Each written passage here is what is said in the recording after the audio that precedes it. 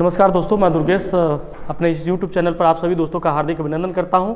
मैं Durgesh concept classes में आप सभी जितने भी लोग जुड़े हुए हैं इन सबको मैं धन्यवाद देता हूं। सही है, खैर मकदम करता हूं। आइए मैं शुरू करता हूं। इस सेक्सुअल रिप्रोडक्शन की कड़ी को मैं आगे बढ़ा रहा था। सही है, और इस सेक्सुअल रिप्रोडक्शन की कड़ी को आगे बढ़ाते हुए मैं चलता हूँ आज बेसिकली फोकस करना मुझे वेजिटेटिव रिप्रोडक्शन पर। वेजिटेटिव रिप्रोडक्शन क्या है समझना देर से। कायिक जनन, इसको हम लोग हिंदी में कहते हैं कायिक जनन या वर्दी जनन भी कहते हैं हम लोग। कायिक जनन कहिए या वर्दी जनन करिए। तो वेजिटेटिव रिप्रोडक्शन में कायिक जनन में या वर्दी जनन में यह दो तरह से होता है। अब दो तरह से क्या है, पहला आप देखेंगे तो वेजिटेटिव नेचुरल वेजिटेटिव रिप्रोडक्शन कहते हैं। अगर दूसरा मैं बात करूं तो आर्टिफिशियल वेजिटेटिव रिप्रोडक्शन कहते हैं।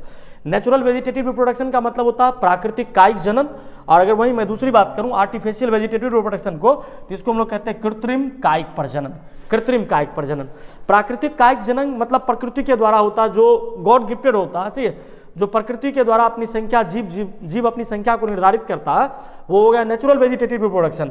और आर्टिफिशियल वेजिटेटिव रिप्रोडक्शन में हम लोग क्या करते हैं, कृत्रिम तरीके से मतलब मनुष्य जो है उस पर जो है कार्य करके, ठीक है, अपने मतलब उस जीव के संख्या को बढ़ाता है। तो इस तरह से जो है कृत्रिम कायिक प्रजनन किया जाता है। तो ये दो टॉपिक्स होते हैं मुख्यतः वेजिटेटिव रिप्रोडक्शन के। एक हो गए नेचुरल वेजिटेटिव रिप्रोडक्शन और एक हो गए आर्टिफिशियल वेजिटेटिव रिप्रोडक्शन, जिसको हिंदी में कहते हैं प्राकृतिक कायिक जनन, और दूसरा होता है कृत्रिम कायिक प्रजनन। मैं अब इसको बताता हूं ओवरऑल पूरे पार्ट्स को बताता हूं वन बाय वन करके। सही है, एक छोटा सा टॉपिक मैं ये बता रहा हूं। सही है, आप समझना कि ये वेजिटेटिव रिप्रोडक्शन है। वेजिटेटिव रिप्रोडक्शन को दो कंपार्टमेंट्स में बांटे हैं। दो कंपार्टमेंट ये हुए, पहला नेचुरल वेजिटेटिव रिप्रोडक्शन और दूसरा हो गया आर्टिफिशियल वेजिटेटिव रिप्रोडक्शन। मतलब ये प्राकृतिक कृत्रिम प्राकृतिक वर्दी प्रजनन, ऐसे कहेंगे कृत्रिम वर्दी प्रजनन, कायिक वर्दी प्रजनन, कायिक भी कहते हैं बट वेजिटेटिव को। तो ये देखिएगा नेचुरल वेजिटेटिव रिप्रोडक्शन जो होता है प्राकृतिक कायिक प्रजनन जो होता है वो बेसिकली चार तरह से होता है। पहला अगर आप लोग देखेंगे तो पहला हम लोग कहते हैं बाय रूट्स, जड़ के द्वारा प्रजनन। ऐसे कौन कौन से प्लांट्स हैं जो जड़ के द्वारा प्रजनन करता है, रूट्स के द्वारा मतलब मूल के द्वारा प्रजनन करता है। मैं इसके ऊपर पूरा वीडियो बनाऊंगा। मैं ओवरऑल पूरे वेजिटेटिव रिप्रोडक्शन के बारे में बता रहा हूँ। वैसे वन बाय वन करके मैं पूरा दिखाऊंगा, एक अगले वीडियो में मैं मिलूंगा तो बताऊंगा आपको। फिलहाल मैं इसका एक ग्राफ बता रहा हूँ, एक चार्ट बता रहा हूँ सही कि वेजिटेटिव रिप्रोडक्शन कितने प्रकार के होते हैं। अगर देखिएगा तो पहला हो गया रूट्स। अगर दूसरा मैं बात करूं तो दूसरा हो गया स्टेम्स, मतलब तना होता है। तना के द्वारा कौन कौन से ऐसे प्लांट्स हैं जो तना के द्वारा अपनी संख्याओं को बढ़ा रहा है, उसके बारे में हम लोग जानेंगे इसमें। अगला है बाय लीव्स। लीव्स के द्वारा भी, पत्ती के द्वारा भी प्रजनन होता है। पत्ती के द्वारा जैसे आप देखेंगे ब्रायोफाइलम है, ढेर सारे ऐसे उदाहरण हम देते चलेंगे बराबर। वैसे जरूरत आता तो मैं दे देता हूँ। पथल चूर का भी पौधा कहते हैं बायलिप्स, उनके द्वारा प्रजनन होता है। बल्बिल्स में देखिएगा आगेव एक प्लांट होता है, सही है, वो उसके द्वारा प्रजनन करता है। सही है, तो बल्बिल्स में देखिएगा बल्बिल्स के द्वारा वो प्रजनन करता है। तो बेसिकली नेचुरल वेजिटेटिव रिप्रोडक्शन ये चार तरह के होते हैं। सही है, इन चारों का मैंने लिख दिया है एक data diagram. By roots, by stems, by leaves and by bulbils, ये चार के द्वारा प्रजनन करता है। अगर मैं बात करूं बाय स्टेम्स की, सही है, बाय स्टेम्स की, तो बाय स्टेम्स तना जो है तीन तरह के होते हैं। तना कितने तरह के? तीन तरह के हैं। सही है, आप देख रहे हैं, पहला हुआ अंडरग्राउंड स्टेम, दूसरा होता है सब एरियल स्टेम और अगला होता है एरियल स्टेम। अंडरग्राउंड स्टेम को हिंदी में हम लोग कहते हैं भूमिगत तना, भूमिगत तना, और ये इसको सब एरियल स्टेम मतलब अवायवीय तना, और एरियल स्टेम मतलब वायवीय तना होता है, वायवीय तना। आप अंडरग्राउंड स्टेम में भी देखेंगे तो ये भी चार प्रकार के हमने लिखा है। सही है, आप अगर बेसिकली देखेंगे तो पहला होता है राइजोम। राइजोम जिसमें देखिएगा आप हल्दी आ जाते हैं, आदि टर्मरिक, जिंगर, ये सब आ जाते हैं। सही है, वगैरह गार्लिक वगैरह केले भी रहते हैं, इसमें आ जाते हैं राइजोम्स।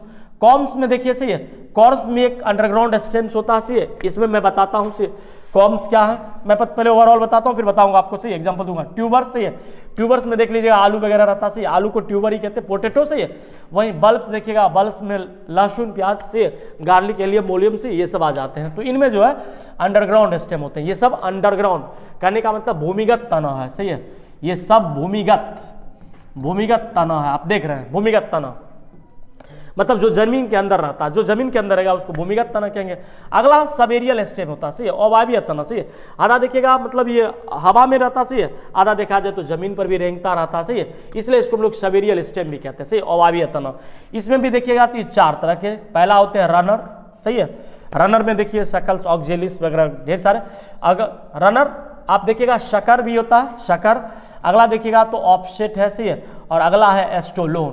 तो सबेरियल स्टेम भी 4 तरह की है, रनर, शकर, ऑफेस्टोन, ऑफसेट्स एंड एस्टोलोन्स। और एरियल स्टेम का कोई पार्ट्स नहीं है, सही, आप इसको वहीं पर रख दीजिएगा। वायवीय तना में आप देख लीजिएगा ऑक्जेलिस भी आ जाएगा, सी खट्टी बूटी जिसको हम लोग कहते हैं, तो ये भी काम कर लेता है, एरियल स्टेम में रहता, सही है, तो ये इसका काम करता, सही है। अगर मैं बात करूं आर्टिफिशियल वेजिटेटिव रिप्रोडक्शन का, सही है, कृत्रिम कायिक प्रजनन की बात करूं तो ये मुख्यतः देख रहे हैं आप, सही है, 4 तरह के होते हैं, सही है। पहला है कटिंग। कटिंग में हम लोग क्या करते हैं, कटिंग करना, सही है, काटते हैं, सही, मतलब कोई प्लांट का अगर मान लीजिए रिप्रोडक्शन करना, प्रजनन करना है, तो जैसे हमने बोला था गुलाब है, गुलाब को आप कटिंग करके से उसको लगा दीजिए, सही है, आराम से वो प्रोसेस कटिंग हो जाएगा। कटिंग करके आप लगाइए, सही है। या एक कटिंग ऐसे भी होता है, सही है, कि आप 2 तना को काट के से जोड़ दीजिए एक अच्छे नस्ल वाले तना के साथ, सही है, तो उसके द्वारा भी कटिंग किया जाता है, सही है। अगला देखिएगा लेयरिंग होता है। लेयरिंग में देखिएगा एक प्रोसेस के द्वारा मैं बताऊंगा आगे, लेयरिंग में भी एक प्रोसेस के द्वारा, सही है, मतलब तनों को, पेड़ पौधों को लगाया जाता है लेयरिंग प्रोसेस में। ग्राफ्टिंग भी एक प्रोसेस में, सही है, तना को जोड़कर बांधा जाता है, ग्राफ्टिंग किया जाता है, सही है। बर्ड ग्राफ्टिंग में देखिएगा ये भी एक प्रोसेस है, सही है, कहीं से मान लीजिए कोई ईख है तो ईख से क्या कहता है, बर्ड अलग कर लिया जाता है, कली, और उस बर्ड को दूसरे प्लांट पर किसी में आइसोलेट कर दिया जाता है, सही है, तो बर्ड ग्राफ्टिंग के द्वारा जो है उसको विकसित कर लिया जाता है। एक देखिएगा गूटी होता है।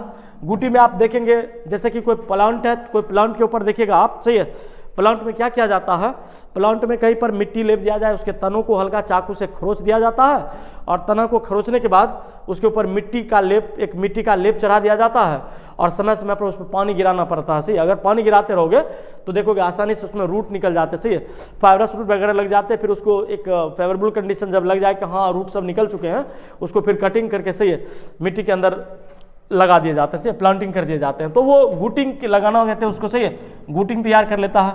माइक्रो प्रोपेगेशन बहुत इंपॉर्टेंट, सही है, सूक्ष्म प्रवर्धन भी हिंदी में कहते हैं इसको, सही है, सूक्ष्म प्रवर्धन, सही है। सूक्ष्म प्रवर्धन में माइक्रो प्रोपेगेशन में क्या किया जाता है, कोई मतलब प्लांट का सेल ले जाता, सही है, सेल के अंदर से केंद्रक निकाल लिया जाता है, और केंद्रक को, सही है, टिश्यू कल्चर माध्यम में, उत्तक संवर्धन माध्यम में रखकर, सही है, फिर से उसको मतलब डेवलपमेंट करवाया जाता है। तो दोनों जो है कि सेल एक साथ बनकर जुड़कर, सही है, कैलस बना लेती है, एक रचना, कैलस सेल का एक लोथरा होता है, कैलस तैयार कर लेता है, और वह कैलस जो है फिर आगे बढ़कर से डेवलपमेंट करके मतलब न्यू प्लांट को जनरेट कर लेता है, सही है। तो इस प्रक्रिया को हम लोग कहते हैं माइक्रो प्रोपेगेशन, सूक्ष्म प्रवर्धन, एक बहुत बड़ी जटिल प्रक्रिया मैं आपको बताऊंगा और डिटेल से, सही है।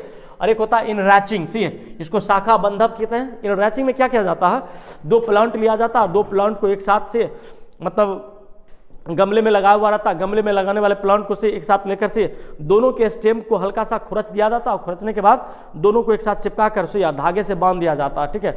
जैसे एक आलू का प्लांट ले लो, एक टमाटर का प्लांट ले लो, सही है, आलू, सही है, potato plant and tomato plant दोनों को ले लो, दोनों के स्टेम को हल्का सा खुरच कर, सही है, आप उसको चिपका दीजिए, चिपकाने के बाद एक धागा के साथ से बांध दीजिए, सही है। बांधने के बाद नीचे अगर आप काट देते हैं किसी का, मान लो अगर आप टमाटर का प्लांट काट दोगे, सही है, तो उसका जड़ कट जाएगा, तो क्या होगा, आलू के ऊपर टमाटर का प्लांट रहेगा और उसके नीचे जो है जड़ है वो आलू का रहेगा, नीचे जड़ फरेगा और उसी प्लांट में जो है आगे जो है मतलब टमाटर फलेगा। तो दोनों मतलब एक ही साथ में जो है इनरैचिंग करके जो है प्लांट तैयार किया जाता है। तो सही है, ये मैं ओवरऑल जानकारी दिया आपको कि वेजिटेटिव रिप्रोडक्शन में हम आपको क्या पढ़ाने वाले हैं, वर्दी प्रजनन में मैं आपको क्या देने वाला हूं। तो मुख्यतः यही वर्दी प्रजनन का एक फ्लो चार्ट है, सही है, इसको आप लोग याद कर लीजिए, देख लीजिए, और इसको अगर आप अच्छे से याद कर लेते हैं तो आपको जो है वेजिटेटिव रिप्रोडक्शन पढ़ने में फिर आपको कहीं से कोई दिक्कत नहीं होगी, आप आराम से इसको पढ़ सकते हैं, समझ सकते हैं। सही है, बाय वन करके मैं सब एक जगह अलग अलग करके लिख दिया हूं,